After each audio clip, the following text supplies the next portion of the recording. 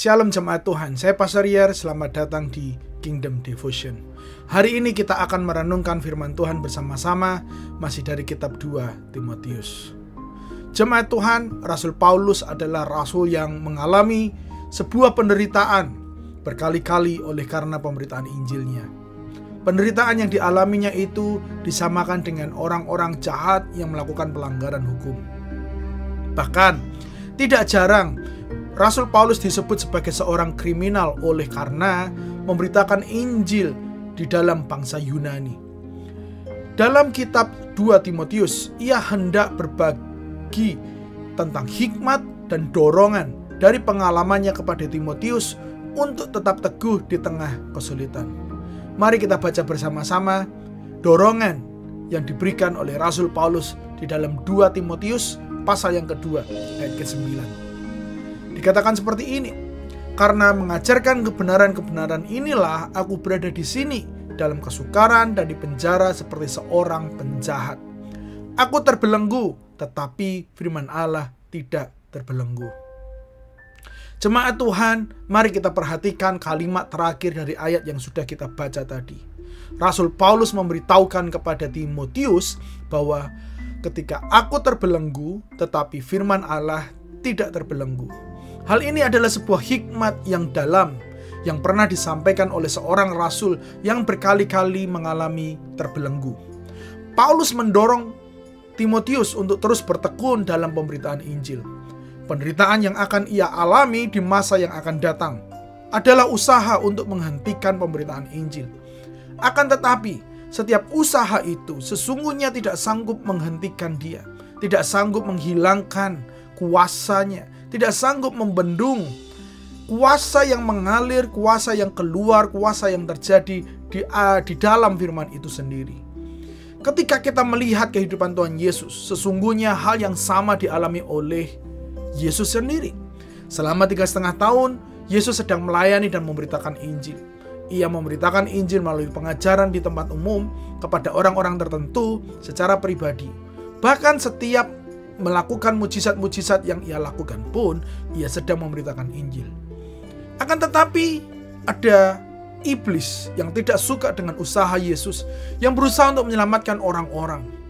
Puncak daripada usaha untuk menghentikan pelayanan Yesus adalah kematian di atas kayu salib.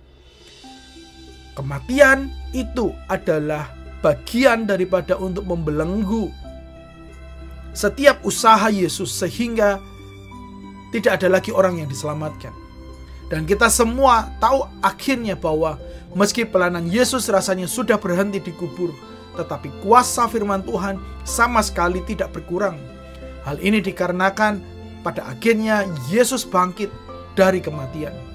Ia keluar dari kubur dan menunjukkan diri kepada banyak orang. Artinya, firman yang dia beritakan berkuasa, bahkan berkuasa untuk membangkitkan Yesus sedang terbelenggu dalam kematian. Jadi, jemaat Tuhan, pernahkah Anda mengalami sebuah keadaan yang berusaha untuk menghentikan aktivitas Anda dalam pemberitaan Injil? Mungkin Anda dulu seorang yang aktif bersaksi.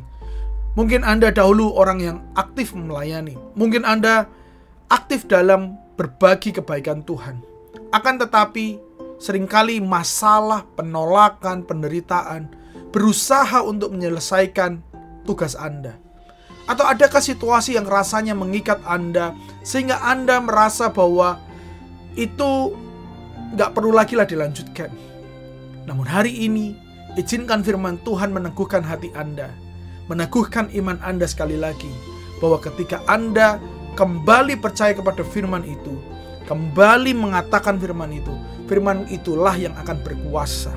Seperti Paulus, kita mungkin merasa terpenjara oleh keadaan kita, sehingga kita tidak bisa lagi bersaksi, kita tidak bisa lagi menikmati kehidupan ini. Ingatlah, ada kekuatan besar yang sanggup menolong dan menyelamatkan kita, yaitu firman Allah yang hidup. Jemaat Tuhan yang saya kasihi, Natal ini biarlah kita kembali bersaksi, Natal ini kembalilah kita berbagi. Natal ini kembalilah kita menjangkau dan melayani, supaya firman itu bisa mengalir dan kuasanya bisa kita lihat bersama-sama. Ibrani 4 ayat 12 dikatakan seperti ini, menutup renungan kita. Sekarang jelaslah bahwa firman Allah sungguh hidup dan berkuasa. Kekuatannya lebih tajam daripada pedang bermata dua yang paling tajam sekalipun. Firman Allah sangat berkuasa sampai bisa menembus batin kita, sehingga dapat menyingkapkan pikiran, keinginan, dan niat hati kita yang sebenarnya. Saya berdoa, firman Allah itu akan berkuasa kembali dalam hidup kita di tengah keadaan kita yang sulit sekalipun. Mari kita berdoa. Syukur kepada Allah, di Natal ini kami diingatkan bahwa firman Allah itu hidup, firman Allah itu berkuasa.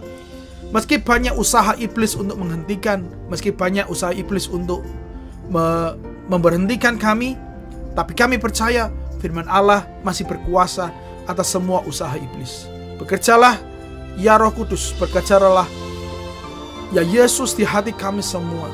Engkaulah firman itu, firman yang sanggup bekerja dan lahir dalam hati kami kembali. Dalam nama Yesus kami sudah berdoa dan ucap syukur dan mulia. Amin, amin. Jemaat Tuhan yang saya kasihi, meski situasi berusaha untuk mengikat kita, tetapi firman Allah yang lahir hari ini di Natal sesungguhnya tidak sanggup diikat oleh dunia, karena ia memiliki kuasa yang besar. Tuhan Yesus memberkati dan sampai jumpa minggu depan.